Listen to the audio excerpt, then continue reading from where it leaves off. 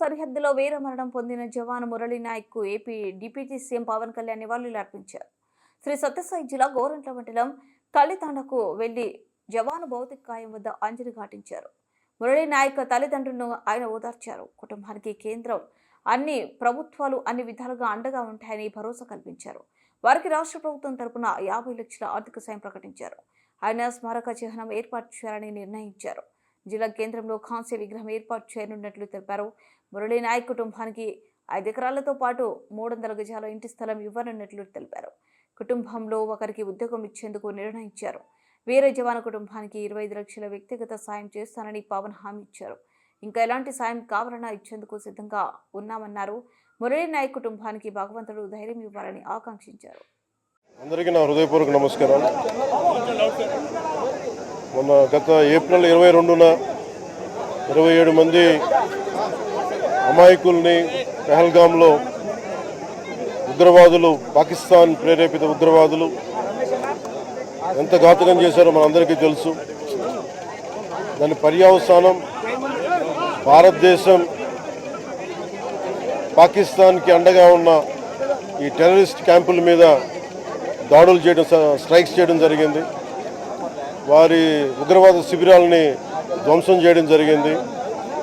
దానికి కంటిన్యూటీగా యాక్షన్ పాకిస్తాన్ కూడా మనకి కాల్పులు జరపడం, వీటి సరిహద్దుల్లో ముఖ్యంగా 5 రాష్ట్రాల్లో చాలా తీవ్ర చాలా ఉద్విగ్నతతో కూడిన పరిస్థితులు ఏర్పడ్డాయి. ఆ క్రమంలో మన ఆంధ్రప్రదేశ్కి సంబంధించిన మురళీ నాయక్ కూడా అగ్నివీర్గా గత 2 సంవత్సరాలు 22లో వెళ్ళిన వ్యక్తి. వాళ్ళ తల్లిదండ్రులతో మాట్లాడుతూ ఉంటే ఒకటే చెప్పాను, నేను దేశం కోసమే పుట్టాను, దేశం కోసమే చనిపోతాను అనేది పదే చెప్తా ఉన్నాడు. ఎందుకు నాయన మనకు ఆ ఉద్యోగాలని తల్లి అంటున్నా కానీ, లేదమ్మా నాకు రైల్వే ఉద్యోగం వచ్చినా రైల్వే ఉద్యోగానికి పోలేదు, కేవలం దేశం కోసం పనిచేస్తాను, నేను దేశం కోసమే చచ్చిపోతాను ఆ కమిట్మెంట్ ఉన్న వ్యక్తి. కానీ దురదృష్టవశాత్తు చాలా చిన్న వయసులో 23 ఏళ్ల వయసులో తన ప్రాణాలని కోల్పోవాల్సి వచ్చింది.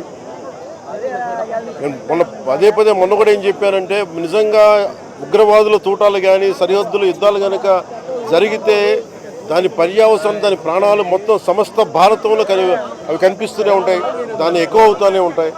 దానికి ఒక బలమైన ఉదాహరణ మురళీ నాయక్ గారి మరణం. ఇది చాలా బాధ కలిగించింది. 23 ఏళ్ళ చిన్న వయసు. మనం ఎవరు భారతదేశంలో ఎవరు యుద్ధం కావాలని కోరుకోలేదు, ఎప్పుడు మన పరాయి దేశాల మీద యుద్ధం చేయలేదు. మనల్ని సంరక్షించుకోవడంలో మనం యుద్ధం చేయని తప్పక పరిస్థితులు. అలాంటి పరిస్థితుల్లో దీనికి మొదటిది కారణం పాకిస్తాన్ జనరల్, ఆర్మీ జనరల్ కూర్చోబెట్టి రెచ్చగొట్టి ఒక వారం ముందు, ఏప్రిల్ 22 ఒక వారం ముందు రెచ్చగొట్టి ఉగ్రవాదుల్ని ప్రేరేపించి అమాయకులైన మనుషులను చంపించేసి దానికి పర్యవసానమే. ఎందుకంటే 47లో వాళ్ళు విడిపోయారు, వాళ్ళకి దాహం తీరలా.